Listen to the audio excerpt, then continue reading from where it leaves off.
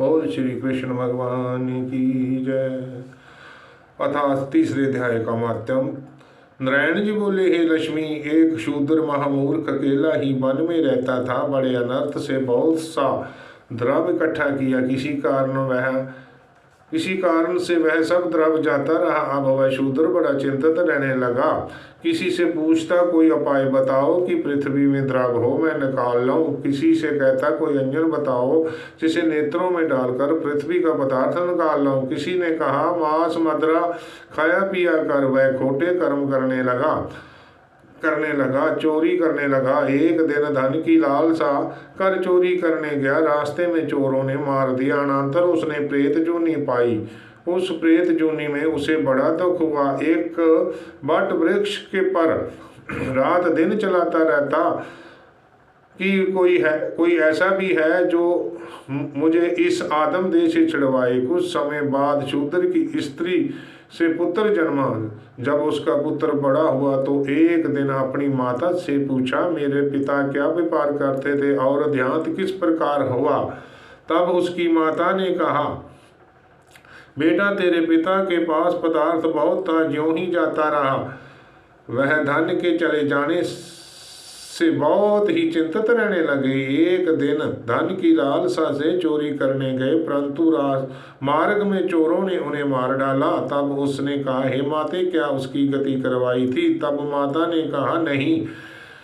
फिर कहा, हे माते, उसकी गति करवानी चाहिए। उसने कहा, अच्छी बात है। तब पंडितों से पूछने गया और प्रार्थना करी, हे स्वामी, मेरे पिता एक दिशा में जाकर मृत्यु को प्राप्त हुए हैं, उनका उद्धार किस प्रकार होगा। तब पंडितों ने कहा, गया जी जाकर उनका श्राद्ध करो, तब तेरे पितरों का उद्धार होगा। ये सुन उसने माता से आज्ञा लेकर गया जी को गमन किया। प्रयागराज दर्शन स्नान करके फिर आगे चला। रास्ते में एक वृक्ष के नीचे बैठा। वहां उसको बड़ा भय प्राप्त हुआ।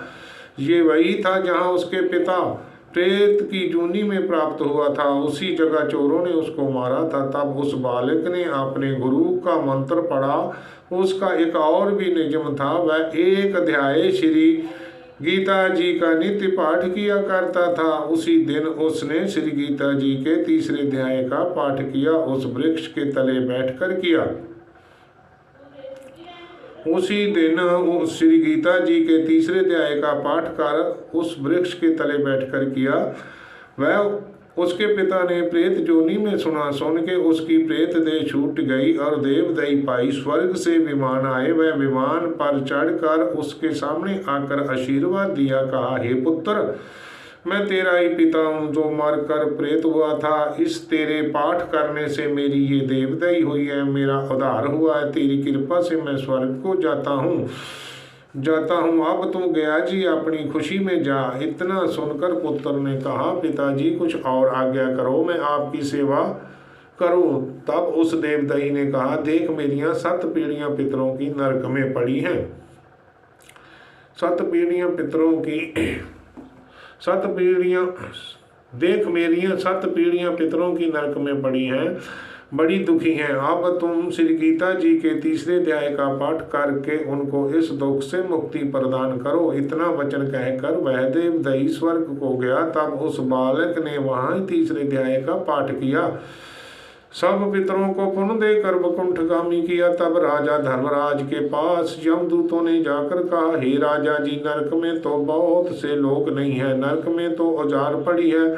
जो कोई जन्मों के पापी कर्मी हैं उनको विमान पर बैठाकर श्री ठाकर जी के पार्षद ले गए हैं। इतना सुनते ही धर्मराज उठकर श्री नारायण जी के पास गए। वहां जाकर राजा ने हाथ जोड़कर कहा, हे त्रिलोकीनाथ, जो जीव जन्म जमांतर के पापी थे उनको तुम्हारे पार्षद विमानों पे चढ़ाकर वैकुंठ को ले गए। अब नरक में यातना भोगने का दंड किसको देवें। तब श्री नारायण जी ने बहुत प्रसन्न होकर कहा, धर्मराज, तुम दुखी मत हो, तू अपने मन में बुरा मत मना। मैं तुझे एक वृंत कहता हूँ, सो तू श्रवण कर। ये जीव पापी थे, इनका कोई पिछला धर्म उदय हुआ है, उससे अपने धर्म द्वारा कई महापापी जीव वैकुंठ को गए हैं। और ये एक आज्ञा मैं तुझे देता हूँ, जो जीव श्री गीता जी का पाठ करे अथवा श्रवण करे, जहाँ किसी को पाठ किए का फल दान करे, उन जीवों को तुम कभी नरक न देना। इतना सुनकर धर्मराज जी अपनी पुरी में आए।